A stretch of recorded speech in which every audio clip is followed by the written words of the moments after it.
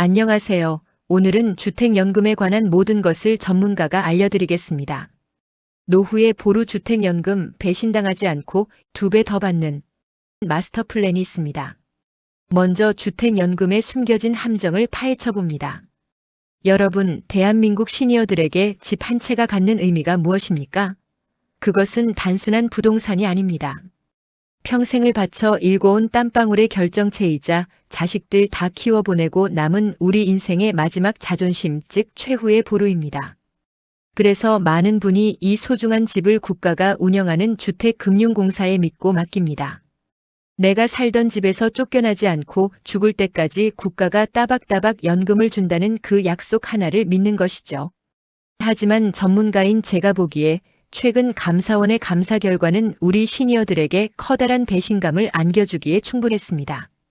국가가 충분히 더 많은 연금을 줄 수 있는 재정적 여력이 있었음에도 불구하고 교묘한 계산법과 과도한 수수료를 통해 가입자들의 주머니를 사실상 털어왔다는 실태가 만천하에 드러났기 때문입니다.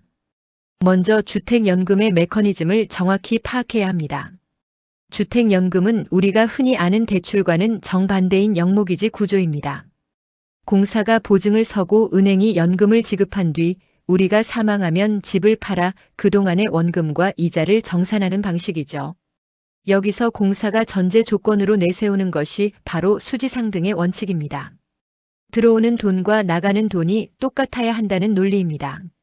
공사는 집값 상승률, 이자율, 기대 여명을 따져서 자신들이 절대 손해보지 않을 정교한 계산기를 두드립니다. 그런데 문제는 이 계산기를 가입자에게 일방적으로 불리하게 설정해왔다는 점입니다. 가장 경악스러운 부분은 초기 보증료의 폭리 실태입니다. 여러분이 주택연금에 가입하자마자 공사는 주택 시세의 1.5%를 초기 보증료로 떼어갑니다. 6억 원짜리 집이면 900만 원, 12억 원이면 무려 1,800만 원을 시작부터 빚으로 지고 시작하는 겁니다. 이 1.5%라는 수치가 얼마나 터무니없는지 아십니까? 일반 전세 보증 상품의 요율은 0.2% 수준입니다. 개인이나 사업자 보증 상품은 고작 0.03%에서 0.3%에 불과하죠. 주택연금 가입자들은 일반적인 보증 상품보다 최대 5배에서 7배나 비싼 보증료를 지불해온 셈입니다. 도대체 왜 이렇게 높게 책정했냐는 감사원의 추궁에 공사의 답변은 더욱 가관이었습니다. 가입자가 연금을 중도에 해지하지 못하도록 하는 벌칙 조항 성격으로 보증료를 높게 잡았다는 겁니다. 은퇴 후 생계가 막막해 마지막 보루를 맡긴 노인들에게 나중에 마음 변하면 안 되니 벌금부터 내라는 식의 행정 편의주의적 태도를 보인 것입니다. 실제로 수치를 보면 주택금융공사의 과도한 수익 구조가 명확히 드러납니다. 공사가 가입자 대신 갚아준 대위변제 금액은 약 1,100억 원 수준이었는데 정작 가입자들에게 걷어들인 초기 보증료와 연 보증료 경매 처분 이익을 합치면 무려 2천억 원 가까운 이익을 남겼습니다. 공공기관이 시니어들의 노후 자금을 담보로 엄청난 남는 장사를 해온 것이죠. 형평성 문제 역시 심각합니다. 현재 보증료 산정 방식은 대출 한도가 같더라도 집값이 비싸면 보증료를 더 내야 하는 모순을 안고 있습니다. 실제로 대출 한도가 3억 3,400만 원으로 동일한 가입자들 사이에서도 주택 가격 차이에 따라 초기 보증료가 최소 630만 원에서 최대 1,425만 원까지 2배 이상 차이 나는 사례가 발견되었습니다. 혜택은 똑같은데 집이 비싸다는 이유만으로 국가가 돈을 더 뜯어간 셈입니다. 더욱 치졸한 것은 연금액을 산정할 때 사용하는 지표입니다. 공사는 최신 실거래가 지수를 즉각 반영하지 않고 몇 년 전의 과거 지수를 활용해 주택 가치를 고의로 낮게 평가했습니다. 초기 보증료는 현재 시세대로 비싸게 받으면서 정작 우리에게 돌려줄 연금액은 낮은 과거 시세를 기준으로 계산한 것입니다. 감사원 분석에 따르면 이 꼼수로 인해 가입자들은 매달 평균 6만 원 정도의 연금을 덜 받아온 것으로 나타났습니다. 6만 원, 누군가에겐 작은 돈일지 모릅니다. 하지만 1년이면 72만 원, 20년이면 1,440만 원입니다. 시니어들에게는 한 달치 약값이나 손주 세뱃돈 혹은 소중한 식비가 될 수 있는 피 같은 돈을 국가가 가로챈 것입니다. 국가는 우리에게 노후의 안전판이 되어주겠다고 약속했지만 실상은 공공기관의 곳간을 채우기 위해 시니어들의 정당한 권익을 침해해왔습니다. 이러한 제도의 허점을 파악하는 것에서 그치지 않고 이제는 우리가 어떻게 하면 이 상황을 역전시켜 최대한의 이득을 얻어낼 수 있을지 그 구체적인 마스터 플랜을 살펴봐야 합니다. 전문가인 제가 제시하는 전략을 통해 빼앗긴 권리를 되찾아오셔야 합니다. 수익 2배로 받을 수 있는 전략과 노후 설계의 실질적인 전환을 위한 플랜을 알려드리겠습니다. 먼저 주택연금이 가진 민낯을 확인했으니 우리가 어떻게 해야 이 제도에서 승리할 수 있을지 본격적인 전략을 짜봅시다. 주택연금은 가입 시점과 방식에 따라 수령액이 수천만 원씩 차이 나는 고도의 전략 상품입니다. 단순히 나이가 찼다고 가입하는 게 아니라 금융학적으로 접근해야 합니다. 첫 번째 승부처는 바로 타이밍입니다.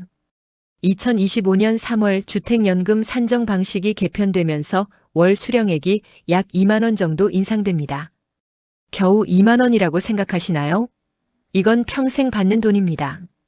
10년이면 240만 원, 20년이면 480만 원의 차이가 발생합니다. 또한 반드시 기억하셔야 할 것이 2026년 이후의 정책 변화입니다. 현재는 담보를 초과하는 연금 지급에 제약이 있지만 2026년부터는 담보 가치를 초과하더라도 연금을 계속 지급하는 방안이 논의 중입니다. 즉, 내가 낸 집값보다 더 많은 연금을 받아낼 수 있는 진정한 영목이지의 시대가 열리는 겁니다. 따라서 주택가격이 피크일 때 가입하는 것이 절대적으로 유리합니다. 부동산 하락기에는 관망하시고 시세가 고점을 형성했을 때 가입 버튼을 눌러야 평생 높은 연금을 보장받습니다. 두 번째는 평가 기술의 차이입니다. 아파트 가입자들은 KB 시세나 부동산원 시세를 따라가면 그만이지만 빌라나 단독주택 거주자들은 여기서 큰 손해를 봅니다. 시세 파악이 어렵다는 핑계로 공사가 보통 공시지가를 기준으로 연금액을 산정하기 때문입니다. 여러분도 아시다시피 공시지가는 실제 시세의 60% 수준에 불과합니다. 1억 원 가치의 빌라를 6천만 원짜리로 평가받고 연금을 시작하시겠습니까? 그건 재산을 기부하는 꼴입니다. 이럴 때는 반드시 감정평가액을 별도로 요청하십시오. 몇십만 원의 감정료가 들겠지만 이를 통해 평가액을 시세에 가깝게 끌어올리면 매달 받는 연금액이 수십 년간 수천만 원 이상의 가치로 돌아옵니다. 이것이 바로 소액의 투자로 연금 수령액을 2배 가까이 늘리는 핵심 기술입니다. 세 번째로 지급 방식의 선택인데 저는 정액형을 강력히 추천합니다. 노후에는 예측 가능한 현금 흐름이 가장 중요합니다. 초기에 많이 받는 초기 증액형은 나중에 물가가 올랐을 때 실질 구매력이 급격히 떨어지는 치명적인 약점이 있습니다. 물가 상승을 반영하는 국민연금과 고정된 금액을 주는 주택연금을 조합하여 안정적인 기반을 닦는 것이 최선입니다. 여기서 주의할 점은 목돈 인출 기능입니다. 초기 목돈 인출은 독이 든 성배입니다. 주택연금의 이자는 우리가 직접 내는 것이 아니라 대출 잔액에 쌓이는데 이것이 복리로 계산됩니다. 초기에 수천만 원을 인출하면 40년 뒤에는 그 이자가 눈덩이처럼 불어나 주택의 상속 가치를 완전히 고갈시키고도 남습니다. 정말 급박한 병원비가 아니라면 목돈에는 절대 손대지 마십시오. 네 번째로 거주 지역에 따른 차별화 전략이 필요합니다. 서울의 요지에 있는 아파트라면 이야기가 다릅니다. 주택가격 상승률이 연금 수령액보다 높을 가능성이 크기 때문입니다. 이런 분들은 차라리 일반 주택담보대출을 받아 생활비로 쓰고 집값이 충분히 올랐을 때 매각하는 것이 나을 수 있습니다. 반면 가격 상승 동력이 약한 지방이나 노후주택이라면 최대한 빨리 주택연금에 가입해 가격이 더 떨어지기 전에 가치를 연금으로 확정 짓는 것이 훨씬 영리한 선택입니다. 다섯 번째로 60에서 80까지의 라이프 사이클 전략을 세워야 합니다. 보통 60세부터 70세까지는 사회활동이 왕성한 골든 에이지입니다. 이때는 퇴직금이나 연금저축으로 버티고 활동량이 줄어드는 70세 전후의 주택연금을 신청해 국민연금과 합치는 전략이 효율적입니다. 하지만 재정적으로 불안하다면 60세부터 즉시 가입해 안정적인 심리 상태를 유지하는 것도 방법입니다. 핵심은 내가 언제까지 살지 모른다는 불확실성을 주택연금이라는 확정된 현금 흐름으로 덮어버리는 것입니다. 마지막으로 우리가 반드시 바로잡아야 할 노후의 철학이 있습니다.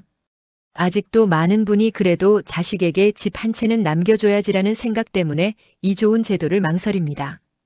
냉정하게 현실을 보십시오. 100세 시대입니다. 내가 100세가 되었을 때 내 자식은 이미 70세 노인입니다. 70세 노인이 된 자녀에게 낡은 집 한 채 물려주는 것이 실질적으로 무슨 도움이 되겠습니까? 오히려 부모가 노후 자금이 부족해 자녀에게 손을 벌리는 것이 자녀의 인생을 진정으로 망치는 길입니다. 자식에게 재정적 의존을 하지 않고 내 품위를 스스로 지키는 것이야말로 진정한 부모의 사랑입니다. 자녀에게는 일찍이 선을 그어 주십시오. 이 집은 나의 마지막 생활비다라고 선언하고 주택이라는 부동산 자산을 마르지 않는 현금 흐름으로 전환하십시오. 주택연금은 잘 활용하면 국가가 보장하는 가장 강력한 연금이 되지만 모르고 가입하면 공공기관의 수익 모델로 전락할 뿐입니다. 오늘 제가 말씀드린 전략을 반드시 숙지하여 여러분의 집을 단순한 콘크리트가 아닌 여러분의 남은 인생을 빛내줄 황금알로 만드십시오. 배신당하지 않는 당당한 노후, 여러분의 지혜로운 선택에 달려 있습니다. 이 영상이 도움이 되셨다면 좋아요, 구독과 알림 설정하시면 필요한 정보를 놓치지 않게 됩니다. 감사합니다.